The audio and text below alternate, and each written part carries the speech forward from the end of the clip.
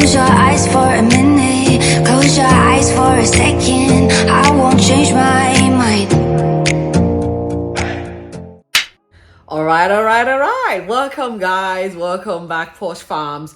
We are going to be talking about all things Potomac. So the ladies have got a new episode this week, and we will be covering a few of the commentary that is actually what's the talking point.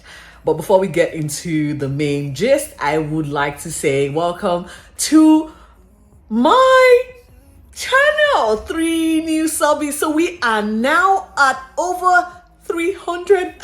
Yay! Thank you guys so much. Thank you to my newest. I do appreciate you guys coming on board. Welcome. I appreciate your support. Now don't forget, okay, share this channel with your friends and family. Get them to join us. Go through my playlist. There is something that will catch your attention. And again, to my ride or die existing subscribers, thank you for staying on. You make the newbies want to stay on as well. So guys, thank you, and I appreciate your support. With that said, let's get into the talking point that was the Potomac housewife. Before I get into the crux of the matter, I would like to say that Married at First Sight is back. Married at First Sight Australia, I mean. And I'm so sad that I probably would not be doing a full commentary this season. I don't have a recorder to, pre-record the shows. I probably now have to go on my mobile phone using the 9 app to watch most of these shows, because again, I have a 6-year-old at home, and by the time I get home at 6 p.m, we are pretty much prepping for dinner and some schoolwork. Well, back to school. The school year has just kicked off today. And so for me, I don't know if I would have the time to watch after she goes to bed and then come to a commentary. It's just a lot. It looks like a bang on hot, juicy season. In fact, when it comes to diversity, it covered all the bases. There is a gay couple. There's an African girl on here, Cassandra. There is, a Colombian. I mean, they have got diversity covered, and I am here for it. So as much as I will try to watch the show, I don't know if I can come give you a runaround commentary. But like I said, last night's episode was insane. The first 2 married couples, the drama has already kicked off. I think it kicked off with Sarah and Jim and Cassandra, the African girl, and Tristan. It's quite a nice pair. As always, we all know these contestants aren't paired to find true love. Rather, they are paired for our entertainment. I think I have gone away with this one. But let's get back to the reason we are here, and that is the Potomac housewife. So the episode actually kicked off with Wendy and Eddie wishing their eldest child happy 10th birthday. So he is now on the double duty front. You know what? There's something that must be said about the Cephals. They seem loving, they seem happy, and it kind of shows. You don't have to see how they try. They don't even it's not an effort, it's not a struggle. They are just happy together. And bringing up kids in this sort of environment is actually, I am envious of it, and I'm here for it. If it's the family front, Wendy and Eddie have got it going. We see them also having a date night. They have consecutively on this particular season, I have seen them do date night very frequently, and it's actually good, so healthy. Guys, in my 7 years of marriage, I don't think I had a date night.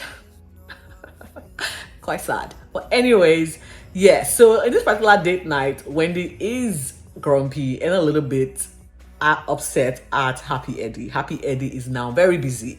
And the reason I said this, Happy Eddie is going into the marijuana business. According to Eddie, the laws of Maryland kind of changed in favor of marijuana production as well as distribution. And so, according to him, the Black community isn't well represented in the business, and so he is going to tap into this particular new venture and to obviously grow his wealth. He is an attorney in the making, and so I am sure he's got the legal side of things down packed. So good luck with Eddie on this one. And guess what?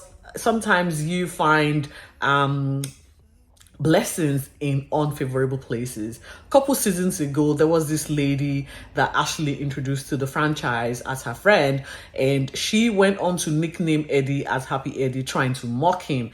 And guess what? Eddie is deciding he's going to use that mocking to grow his wealth. So his new weed business venture will be tagged as Happy Eddie. And according to him, things are moving really well, progressing nicely, that it is now impacting on their romance. And so Wendy is saying that they don't get to spend a lot of time together because they are now both chasing the money. Wendy is a few weeks away from kick-starting and premiering her talk show. She's got the production and the team already locked in. They are just looking out for the other logistics that's left for her to just get on the mic. According to her, just give me a mic and let's just get going. They're trying to schedule their guests for this particular season, and I am really truly happy for her. She has dabbled in a lot of business ventures, some seemingly looking, they're still in the early stages. You only get to start talking success after your business have been up and running for 5 years plus. And so these are all I beginning to say, and it takes a lot of effort, and I can see that there is now a little bit of the me time is missing in their marriage. And so they have decided, okay, we're going to have this Jamaican date night to remind ourselves of what is important. And Eddie's like, yes, as soon as our busy schedules get in the way of our intimacy, one of us is quitting. I'm like, I'm here for it. Good on you guys. They seem very happy, and I am literally here for it. Now we move on to Giselle and Ashley. Who would have thought this? G&A is now clothing line. Okay, sorry, leisure clothing line. So Ashley and Giselle have teamed up to own or promote or design an activewear leisure line. Now, as much as I am curious to see how this particular clothing line develops, I don't think I'm going to be a customer, okay? They are catering to 14 down to 65, okay? So which is within my age bracket. However, I am not looking to these two women for fashion style. I am not fashionista, okay? I can admit that. However, Giselle and Ashley are nothing to write home about. They are no pioneers of fashion. I cannot emulate those ideas of theirs. And so it's going to be quite interesting. They're looking at lace activewear. Since when is that a thing? And guess what? Ashley and her wet coochie are thinking about adding a few layers of fabric on their mesh. Okay, Ashley, as much as you're giving us too much information regarding your coochie area and what is happening there, I don't think I need to know all the details. They still have panty liners for things like this. But guess what? If a few fabric between the middle section of a female's reproductive area requires a little more than we need, I mean, just wear your underwear. There are underwear for this, right? I'm not sure what this girl is on about. But it's safe to say Ashley is really focused on the finer details here. And quite funny, I am looking forward to how this particular launch of their fashion label pans out. Good luck, girls. You would need it. Lace, activewear, really? It might be a thing in the next 40 years, but I'll probably be too old to wear them. So good luck, girls.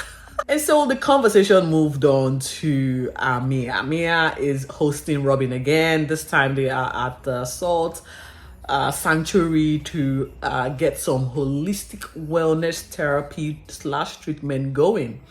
Mia feels like the last few months or years has, taken a bit on her health, and she is looking for all the holistic wellness therapy to help her regain her self. And I am all for holistic medication, okay? And the problem starts with Mia, you just being honest with yourself, because from the beginning I have been unable to understand what it is you and your partner do for a living.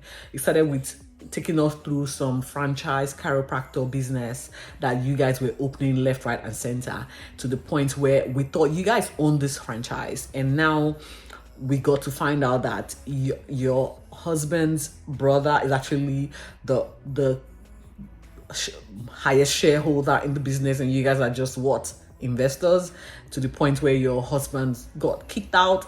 In fact, the math is not mathing, guys, and I can't seem to get my head around it. And so I'm just gonna let this one go. Mia and Robin have settled into the sandbat, and conversations went around in the circle of what happened at the Mother's Day event. Because as you all know, Robin wasn't in attendance. Deliberately, she refused to attend or participate, and her demeanor kind of revealed she was really not interested in the details as to what transpired at the event. However, Mia had to let her know about Karen's plan to take the ladies, selected few, to Surry Hills via a bag string or drawstring, like it's a lotto. And this time but we all know the result of that. According to Karen, her liability insurance is not able to accommodate the chaos that is the Potomac ladies. So I guess it is what it is. Anyway, Robin is into Kim because I don't think she will be attending anyway. There's so much divisibility or divisiveness within this group that it is so hard to actually now get them together for a good cause or after a particular or common goal. Quite really sad. Anyway, Mia went on to disclose that she had earlier retained a divorce attorney to kickstart the process of divorcing her husband. Now, I hope Mia can get to see Robin's confessional, because she did say or called Mia a gold digger, like she was a stripper that was, sort of picked up from her stripping lifestyle and cleaned up nicely, and she thought the bag was continuously going to be flowing, and now I guess the tap is run cold and dry, and she is looking for an exit, guys. She is looking for an exit. It's honestly, as much as Robin is saying it, it is quite the truth. This is exactly what's going on. The money isn't coming in as it was coming in for Mia. Mia has a lifestyle to maintain, and her Gerald, or whatever this guy's name is, isn't up to the plate anymore. And so probably the intimacy isn't even great. He's in his 70s. She is still in her early 40s. So there's a lot, there's a lot that's at play here. According to Mia, she has sort of taken a pause on the divorce proceeding to see if she can walk around the nuances or the issues that plagues her marriage. But guess what? She wants to also pry and chime in on Robin's situation. She's trying to find out if Robin is attending therapy, to which Robin is like, no, our situation is really not about ourselves. Our situation is about the external factors. Robin is delusional.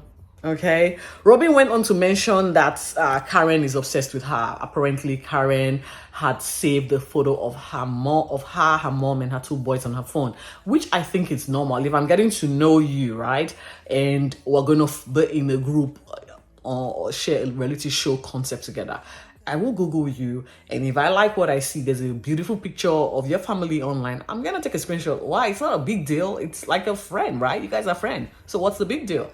I mean, Robin really went all out in her confessional to let us know how obsessed Karen is, from trying to mention all the time. Robin talked about one, as well as the woman that Karen tried to depict that almost looked like Karen. Of course, it was just very fun. I think in light humor, we could take that. But however, knowing who Robin is just a deflector. She tried to deflect from the conversation by saying we don't need therapy. Girl, you need therapy. You do need therapy. However, whatever, she feels it's now a blessing in disguise that one has lost his job, because it gives one more time with her to manage the relationship. But guess what, guys? Every time I've seen this two, they have been at each other's throat. They don't even want to sit in the same space. One takes every second minute to snooze. Quite literally, he is snoozing and ignoring his wife having a conversation with him. So, girl, if it's working for you, all the best, okay? I wish you guys nothing but success in this your merry-go type of relationship. It's a new age. The relationship dynamics these days isn't very conventional. I'm here for it. But the problem is, don't try and pretend that all is well when we know all isn't. Right? Now we can see Karen going through the final details with her Aunt Val and her cousin Aunt Val's son. Now it is confirmed, it's official. She has bought into the family's mogul or family's estate in the form of land heritage ownership. However, the family tree, she tried to describe it, it's confusing. I just put it up here so you can see. Apparently her great grandmother had a house, and this particular house is on a very big estate. She's from a long family line, and so when it comes to inheritance, some of this inheritance has to be bought back, and so Karen is buying back some of her inheritance, and now she is trying to change the great grandmother's place and turn it into a tourist hotspot. So I mean, it's a good idea, and I hope this improves the Surry County and bring in the people who would further bring this particular county to them on the map. I don't know, but anyway, we can see Karen and her partner having a date night, or this time a day, not a date night, a day outing. And here they're talking about Karen's health scare, which again, as we all know, she's got some coronary obstruction or whatever, or deposit, and now she is looking to maintain a healthy life as well as stressless life to be able to manage what is going on to improve her heart health. All the best. Now Ray, he is such a nice, kind man, and they are talking about having to get a personal trainer. And Ray wants a female. Of course, Karen wants a good-looking trainer because she needs some type of motivation, and of course, looking at a fine ass young man would be the motivation she needs to lose all of the extra deposit that's in her heart. Good luck, Karen. I hope you manage this well. It is quite interesting, and she did talk about having the trip, the girls' trip to Surrey, to kickstart her tourism plan. They're gonna, she's getting them to come visit this particular estate, where they're gonna bless this estate and then till the soil a little bit before starting development work in some, because the place does need a little tender loving care. She did send an invite out to Karen, Wendy, Ashley, and Candice. All three but Giselle accepted the invite. Giselle's reason was quite obvious. Giselle and Wendy and Candice are not besties, they are frenemies, and so there was no way that invite was going to sit well with Giselle. Besides, Robin wasn't invited. Now Robin and Giselle are 5 and 6, so wherever Robin is, Giselle will be there, and if Robin isn't, Giselle isn't going. And speaking of, we see Giselle visiting the new chick Neka. Neka is, again, we all know she's got a new place in Potomac, not Potomac according to Karen, and she has invited Giselle over to see her new place. It quickly got down to the nitty-gritty. Apparently, she had earlier on given Karen a tour, and Karen, you know who Karen is very proud of her city, Potomac, and tried to clarify that Potomac is a big area code, and where Neka purchased her property is actually on the northern side. This sort of angst or irritated Neka that she had to share it with Giselle, who then mocked Karen in the process. These girls are meant to be friends, and sometimes I think to myself, is there a new definition of friendship that I have missed out completely? Because this is not how friendship should go. There's no way. I don't like, it's so toxic, it's biggest belief. Well, whilst they were trying to navigate the dynamics of what postcode is closer or what house is nearest to the east, south, or west, Clarice paid them a visit. Apparently, Clarice is Neka's close neighbor, and they've been hanging out. They've been doing a lot of things together. She showed us pictures of them having girls' time. They seem really, cool and cozy together. And of course, Giselle had to bring up the conversation with regards to the invite to Surry Hill and how she rejected the invitation. And I think there was a back and forth between her and Karen, to which Karen then sent another message, this time inviting everyone. And the invitation, according to her, says she has upped her liability insurance to cover everyone. Karen, I don't know, man, but I think you made a mistake the first time around. You should have just put the invite out to everyone. And because you're the bigger person, you are meant to be trying to get the group back together. So this particular second time around wasn't going to sit with a lot of them. Mia outrightly refused, saying she can't get past the first invite. Again, guess what, guys? Clarice wasn't invited to this one. We all know Karen and Clarice are not seeing eye to eye. I don't think they will ever see eye to eye, but there we go. Giselle is in this time around rejecting the invite a second time. According to her, the first was enough and that was it. Robin didn't get an invite, or she did, but she said she was going to have her nephew over, or she was going over to her nephew and wished her safe travels. Neka did not have a choice because, again, she's new, so she has to make friends, and she accepted the invitation. And yeah, we'll see how this go. Like I said, and I'm going to say this, I just think Giselle and Robin and Clarice are jealous of the fact that Karen is, getting a little bit up with exposure. She's growing her business, she's expanding, and she's creating wealth for herself. I don't think these women like when someone is out doing them or succeeding them when they are in the same spotlight. That's exactly what I'm going to call it. It is what it is.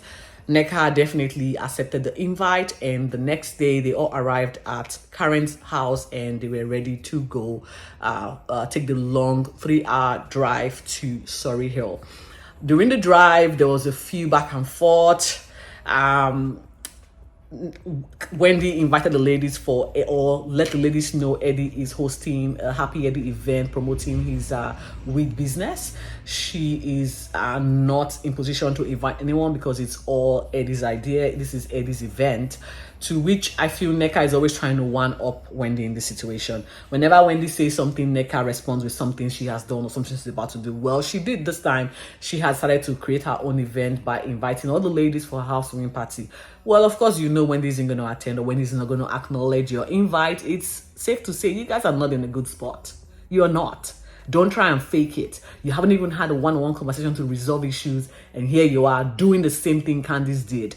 Try to go 5 steps ahead without having at least some form of resolution or finding a middle place to coexist, if not communicate. You know what I mean? Well, Wendy did not really acknowledge her. I wasn't shocked that was the case. It got a little bit heated. Ashley doing the most. Messy Ashley was trying again to chime in, to try and be a peacemaker. Ashley, you kickstarted this whole dynamics, and now it's falling on your head. Why are you trying to be a peacemaker? Just let it go.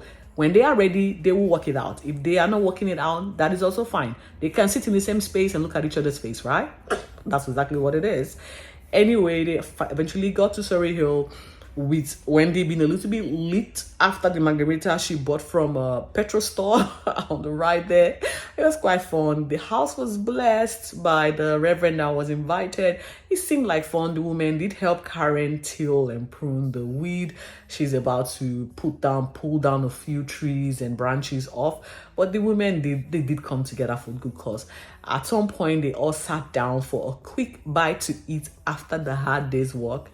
Now, let's not forget that they tried to pull a prank on Wendy. But there's one thing I got from Wendy doesn't care. Wherever the snake, wherever it is coming from, her margarita is on hold. She's not letting go of her margarita. As they told her about, they gave her a snake scare, she head on to her margarita, was trying to run. I'm like, girl, I would chuck my drink and take the nearest exit. I don't joke with that crazy creepy crawly. No freaking way. Anyway, they got down and had a bite to eat. It was here that Ashley once again tried to broker peace between Neka and Wendy, considering the fact that Neka did invite Wendy to her housewarming party. And again, Neka is delusional, and they went back and forth. Wendy tried to remind her of the fact that her mom was insulted, her sister was insulted, and she is not going to take this lightly, and it's going to take her a minute before she can even conceive.